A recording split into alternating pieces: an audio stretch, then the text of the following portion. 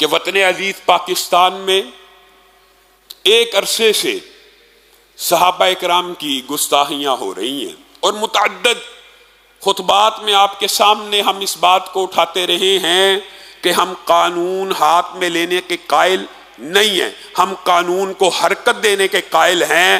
حیدرآباد کے ملعون نے سیدنا عمر کی گستاخی کی، قانون حرکت میں آئے، گرفتار کر لیا ہے، اس کو سزا بھی سنائی جائے۔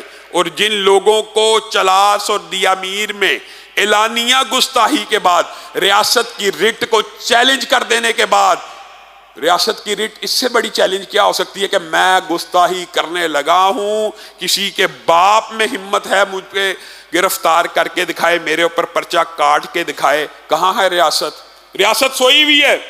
اللہ کی قسم کھا کے کہتا ہوں، جس طرح قادیانی اس وطن کے آئین کے ساتھ اور اس وطن کے ساتھ مخلص نہیں ہو سکتے، وجہ اس آئین میں ان کو کافر لکھا ہے، وہ کبھی پاکستان سے مخلص ہو ہی نہیں سکتے۔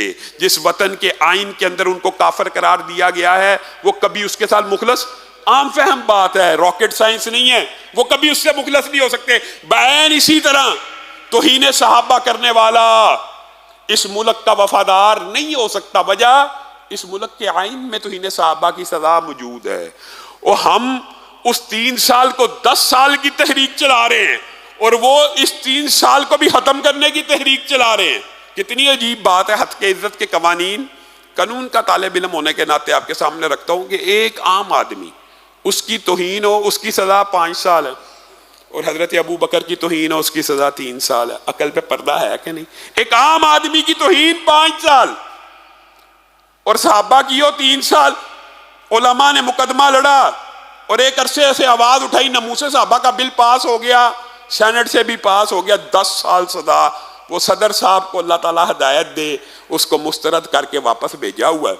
اب حقیقت حال یہ ہے کہ آج جمعیت اہل حدیث پاکستان کی طرف سے ایک اعلان کرنا چاہتا ہوں، اور دست بستہ پاکستان کی تمام جماعتوں سے یہ اپیل کرنا چاہتا ہوں، مذہبی جماعتیں، اہل حدیث ہوں، دیوبندی ہوں، بریلوی ہوں، ہماری آپ سے یہ اپیل ہے کہ آئندہ آنے والے جمعے کے بعد پورے وطن عزیز میں ہر مسجد کے باہر پرامن احتجاجی مظاہرہ ہونا چاہیے اس عمل کے اوپر کہ وہ جو ہزاروں لوگوں نے چلاس اور دیامیر میں 1000 سے زائد مجمع نے سیدنا امیر معاویہ کی، سیدنا ابو سفیان کی توہین کی ہے، اور دوسرے نے اٹھ کے چیلنج کیا ہے، یہ لوگ ریاست کے ساتھ مخلص ہے۔ ریاست سوچے، ہم آپ کو کہہ رہے ہیں قانون حرکت میں لائیں، انہوں نے توہین کیا، ان کو پکڑا جائے۔ کتنی عام فہم بات ہے۔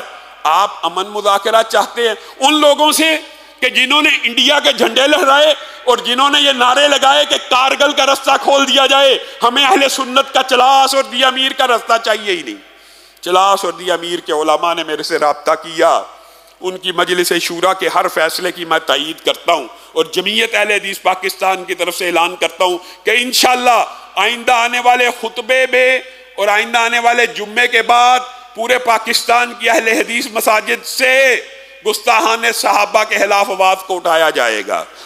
آپ مجھے ایک بات بتلائیے، وہ صحابہ کہ جنہوں نے دین کو پورا پہنچانے کے لیے اپنے خونوں کا نذرانہ پیش کر دیا کہ دین پورا پہنچ جائے، سفر کیے، ٹریول ہسٹری ہے، خون سے نہا گئے، ان کے دفاع کے لیے ہم اپنی زبانوں کو بھی کھول لینا؟ یہ کیا عقل کے اوپر پردہ ہے؟ مجھے اور آپ کو صحابہ کے دفاع کے لیے کم از کم آواز تو اٹھانی چاہیے، اور ہماری آواز، ہم ہمیشہ سے ہم ریاست کو یہ کہتے ہیں کہ ہم بیلٹ کے ذریعے تبدیلی کے خواہاں ہیں، بلٹ کے ذریعے نہیں ہیں۔ آپ کو چاہیے آپ ایسے گستاخانہ عناصر کے خلاف کارروائی کریں، ان کو پٹا ڈالیں۔ امن ہم بھی چاہتے ہیں، ہم بھی چاہتے ہیں یہ پاکستان، لیبیا، شام کسی صورت نہیں بننا چاہیے، اور انشاءاللہ اس کو بننے بھی نہیں دیں گے، لیکن کچھ عناصر ہیں جو چاہتے ہیں شیعہ سنی فسادات ہو جائیں، اور وہ عناصر ریاست کو نوٹس لینا چاہیے۔ نگران حکومتیں صرف نگران کا فریضہ سر انجام دیں، وہ پالیسی میکنگ کے وہ ڈیسیژن نہ لیں کہ جس سے ایک خاص قسم کی بدبو آ رہی ہے، کہ ایک خاص طبقہ فکر کو نوازا جا رہا ہے، ایک خاص سوچ کے لوگوں کو پروموٹ کیا جا رہا ہے، چاہے یونیورسٹیز ہو، چاہے پولیس ہو، چاہے ادارے ہوں۔ آپ نگران ہیں، آپ نے چلے جانا ہے، ہم نے اس وطن میں رہنا ہے، شیعہ سنی فسادات کے بیج مت بوئے جائے۔ اور وہ بیج کیسے ختم ہوں گے؟ چاہے اہل سنت ہو، یہ بات میں بارہا کہہ چکا ہوں، اہل سنت کا کوئی نوجوان اہل بیت کی توہین کرے، صحابہ کی توہین کرے، اس کی زبان کو بھی کاٹ ڈالا جائے۔ اسی طرح روافض میں سے جو کوئی صحابہ کی توہین کرے ان کی زبانوں کو بھی کاٹا جائے۔